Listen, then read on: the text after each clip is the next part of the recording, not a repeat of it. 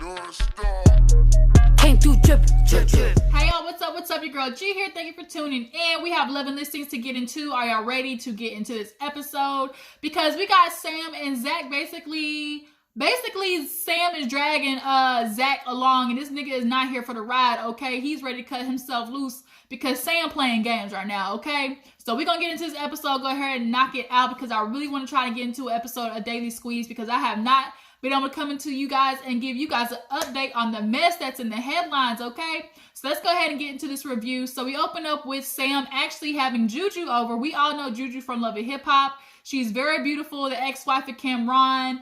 She's a realtor. She's kind of like in the hip hop game, but she doesn't have a license in Cali. So her and Sam kind of basically work with each other in that aspect. So she's bringing this dude, I think his name's like Fat Boy SSC. I've heard of him before. But basically, she needs to find him a house in LA. And Sam has a good idea for one, but unfortunately, it's Zach's listing. And her and Zach have been literally like hot and cold. Because one, she say, oh, you know, I want to take things slow. But she basically tried to bring everything to a halt. Zach is basically complaining anytime he tried to contact Sam. She's like, oh, you're doing too much. So then he fell all the way the fuck back. And now she's talking about, oh, he ghosted me. No, Sam, you playing games. That's what's happening. So she knows it's gonna be hella awkward when she sees Zach at this listing. So moving on, we see Andrew. He's trying to get back into the game, realtor. You know, he's been, you know, finally accepted back into the group after everybody confronted him about his BS and the whole Angie situation. And I think the dude, his name is Eric or something like that. Basically got him a listing for this little new rapper, NLE Choppa. These little young niggas, I swear, I can't stand the hip-hop game now. These new dudes, first of all, their names be stupid. They get younger and younger. He only 17 years old, and he acted just like it, too. He had to bring his mama along because you can't sign no lease younger than 18. So Andrew gets this house. It was not the right fit. And I'm so mad looking at these houses in LA, talking about $499,000 for 1,500 square feet. Oh, hell nah. 1,500 square feet is literally the size of my living room and my mom's room together. And you want to make that $500,000? What the fuck? Hell no. So the little NLE Choppa dude, he going around the house making like little Joker remarks and stuff like that. Just being real cornballish. But it's not the place for them at all. So we swipe over real quick to Jacob because he's, you know, back from Palm Springs and his girl's upset because she feels like, damn, I'm stuck here with the baby. I don't get no break. You got to go off and do all your little fun stuff in Palm Springs. And then when he comes home, he really doesn't have to deal with the baby because he's off at work. And so she's kind of feeling like, dang, like I kind of feel like I'm basically taking over everything. And a lot of men don't understand. They feel like I'm out here working, like, you know, I'm not out here, you know, chasing, you know, tail. I'm doing what I'm supposed to be doing, providing. Yes, like providing is an aspect of being there for a kid, but it's also being there to mentally help your woman. If she's saying, hey, like I need a break, you know, give her that break because being a mom is hard. I know personally watching, you know, my sister kind of go through the same thing that this Angie girl is going through. It's like, you know, yeah, you're the man, you go out there and so-called work and stuff like that. But, you know, Andrew has one. My sister, she got 3. So imagine staying home all day and not really getting the break. Like, your mind is going to be drained. You're emotionally going to be drained. And sometimes men don't think, you know, hey, I won't go out tonight. Let me just stay home and you take off, you know, while I watch the kids. You know, that does a lot. And that could be a refresher for her. Jacob definitely, I think, underestimated, you know, how hard being a parent is going to be and how much he's going to have to put in. And now him and Angie are basically bumping heads by the middle of the episode. Cause she's like, you get to have a break. Like, I don't. He's like, you go over to your mom's house, but she's like, I'm still watching the baby. Like, men don't get that. Like, a break means I don't have the baby nowhere in sight. I don't have to look at a baby monitor. I don't have to worry about nobody crying. I don't have to worry about fixing no bottle. That's what a break is. And Jacob, I think you are in for a rude awakening, homeboy. So moving on, we see Angie. She is rushing this relationship with this Taryn dude. I think she's trying to convince herself that she's in love. She's ready to move on. She's found this dude that's ready to start this life with her. but Taryn is dragging his feet. She's talking about, oh, you know, I found apartments and things have been kind of weird for us ever since Palm Springs. And he's like, yeah, I'll get to it. You know, I'll look. And she's like, you know, hello, like, are we doing this or no? They're on the phone. And he's like, oh, I got work and stuff like that. You know, I'll try to check it out and everything. So Anjani's feeling like Taryn's still feeling some type of way. But Anjani's trying to explain to him, like, I'm trying to show you that you can trust me. Like, I want to be with you. Like, you're the one I love. And I know he loves me too. And I just think Anjani is trying to feel this whole... I really deep down think Andrew sold her a dream. I think he sold her... oh, you know, I see myself with a woman more like you. You know, I just think Andrew told her some shit. I really do. Because the way that Andrew gives her this anxiety, I get, you know, they had their whole little cheating thing or whatever. It just seems like there was something deeper there that ain't being told. Drop down in the comments and tell me what you think about that. So moving on, speaking to Andrew, we see him get this new place for NLE Choppa nigga, whatever his name is. And it's a little more his speed. They're from like Tennessee or something like that. So they're used to more homey looking houses. So they go in this one, you know, it's more up to speed, his type of situation. And the little boy going around acting a straight fool. And Andrew's like, you know, you got to adjust your style to whoever comes in. So, you know, I'm popping a little more jokes and stuff like that, you know, trying to get this sale. And eventually, you know, the little Choppa boy, you know, says like he likes it and, you know, his people will talk to his people basically.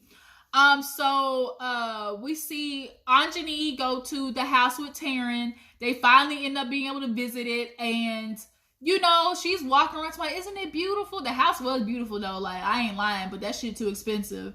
And I'm wondering like how he gonna afford that on his little bartender salary. Like, Anjani, how you gonna make it? Okay, how you gonna pay for that shit is the question. And y'all only been together 6 months. Can you like try to, you know, make it a year first before you try rushing and moving in the house? But yeah, they in the house, somebody they love each other, want to be with each other, you know, the typical yada yada yada. But we need to get on who was it that scene? What scene was that? Dang, it just left my mind. It was Anjani and then, oh, Taylor. That's what it was, Taylor. So Taylor, y'all, she goes to see Jacob at this little baby store, right? And Jacob's, you know, shopping. He said, you know, I finally got that check, finally cleared the bank. You know, I'm going to go spoil it on my kids. So he's at this little bougie-ass baby store and they tripping, okay? He's talking about how much this dress? She's talking about $325. Huh? What newborn baby's about to get $300, $25 dress? I'll be damned, okay? I wish I would. These new baby clothes is getting way too expensive because they just gonna grow out the shit in literally a week. No. So of course Taylor's asking him how, you know, he's doing with the baby and with Angie, and he's like, oh, you know, we just keep fighting. You know, I just want to be there for my baby. I just kind of feel like, you know, we're just gonna, you know, be there for the child. And so Taylor's like, wait a minute, I'm confused. Like, does this mean y'all are broken up? Like, does this mean y'all are co-parenting? And it's starting to look like that's the way it's going. And honestly, I'm not surprised. I mean, y'all can't be surprised either. Y'all was fucking around for 2 months and y'all had a whoops baby. That's just what it was. Shouldn't have been raw dogging it, Jacob. And so he's feeling stressed. He's like, you know, I wasn't expecting, you know, the baby to bring this much stress in the relationship. And, you know, I'm trying to figure out what to do, but I just know I want to be there for my baby. So then, you know, he starts talking to Taylor about how she's doing since Palm Springs. And, you know, he's trying to give her advice of like, Taylor, you might need to go talk to somebody because you need to understand, like, your reaction to everything can't be a battle. It can't be a fight. Like, you're not going to get anywhere in life constantly fighting people.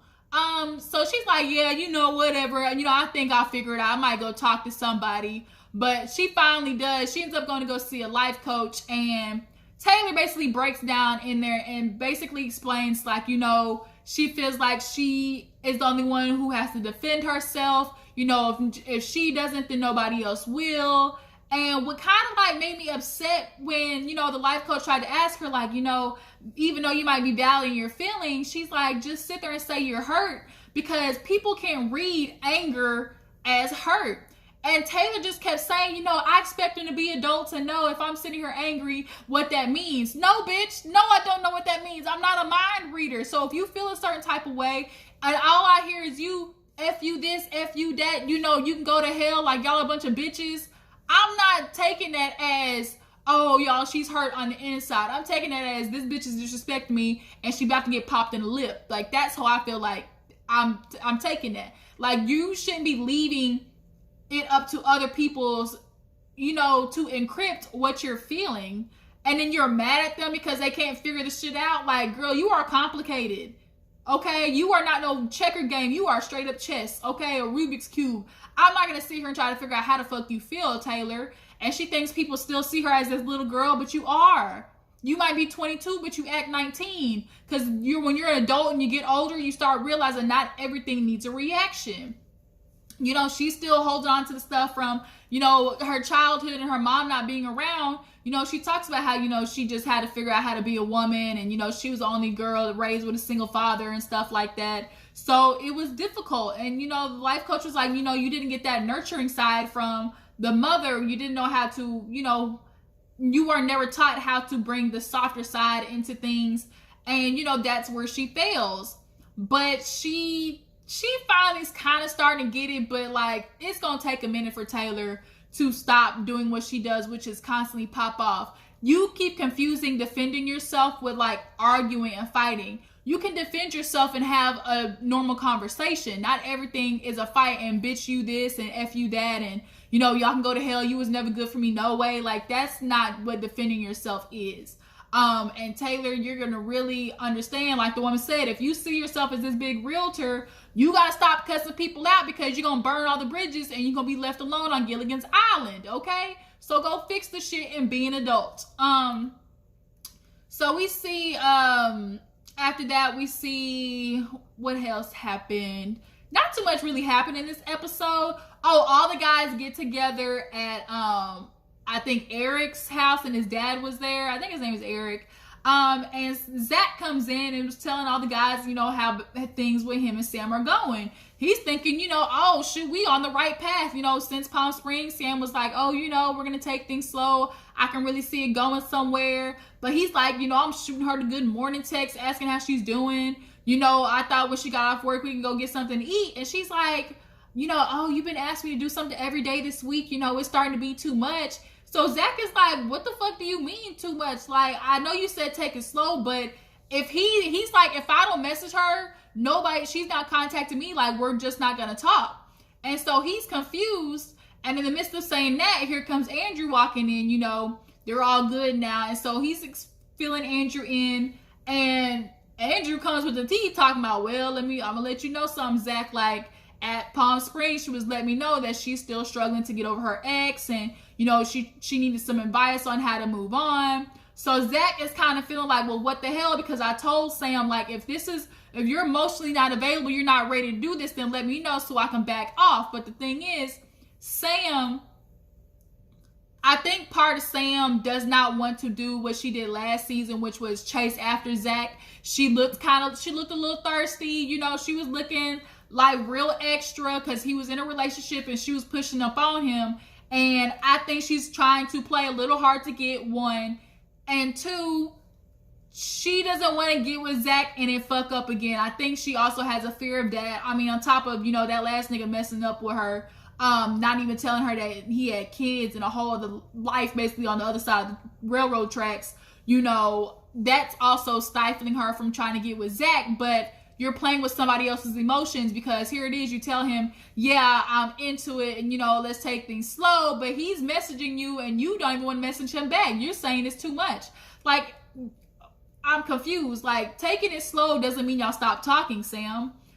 So now Zach's like, I need to talk to Sam. Like, what the fuck? You can't be doing this to me when I already told you, like, figure your shit out.